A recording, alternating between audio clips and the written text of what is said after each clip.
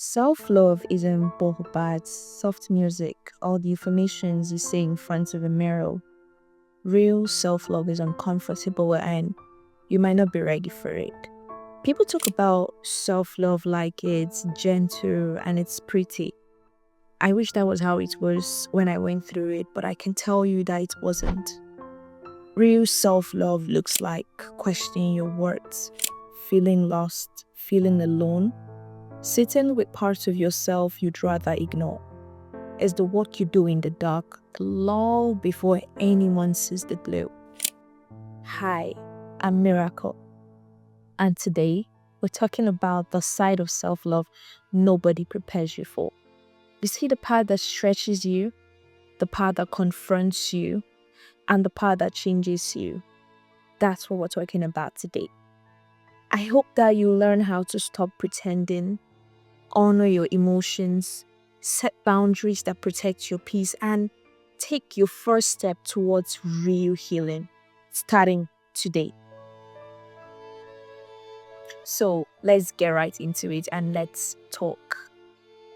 Self-love can feel very empowering, but at first, it feels very uncomfortable because it requires self-honesty. You see, self-love isn't pretending you're perfect. It's being honest enough to admit that you messed up without destroying yourself for it. There were moments, personally, I had to look at myself and admit that I didn't handle certain situations well.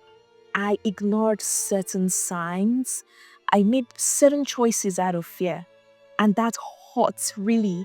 But it was self-love was choosing growth instead of denial. This is where real self-worth starts.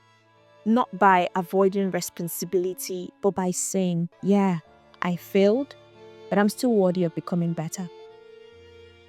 And once you start being honest with yourself, something else happens, and that is you stop tolerating what hurts you. Because self-love means setting boundaries, even when it feels wrong. It's learning to say no, even when your voice shakes. I used to be a people pleaser. Yeah, I say yes to everything. Not because I wanted to, but because I was scared of how people would see me. Saying no felt really cruel. It felt selfish. It felt wrong, yeah, but self-love taught me something very important. And that is, protecting your peace is not an act of selfishness. It's an act of self-respect. If you constantly abandon yourself to keep other people comfortable, that's not kindness. That's self-betrayal. And self-love hurts even more because it forces you to stop lying to yourself. Yeah, self-love will help you to confront the lies you tell yourself. We all do this thing where we say, oh, I'm fine. I can handle it. They will change. Self-love strips those lies away. Staying in situations that hurt you because you hope they will get better, it's not strength. It's fear of letting go. And here's something you already know. They might never change. You can't handle everything. You don't always have to be fine. Self-love is accepting reality instead of romancing pain. And yes, it feels like losing something. So, what do you think? Is it really losing something? Or are you just choosing yourself? And maybe the hardest truth of all is that self-love isn't passive, it demands daily efforts. Yeah, it's daily intentional work. It's doing the inner work even when no one is clapping for you, even when no one is saying it. It's sitting with your emotions instead of running from them. It's writing things down you don't want to admit. It's crying and breaking down when you need to. It's forgiving yourself when you're ready. Self-love is being your biggest critic when necessary and your biggest supporter when it matters. And it's not a one-time decision. And I can tell you it's not a quote.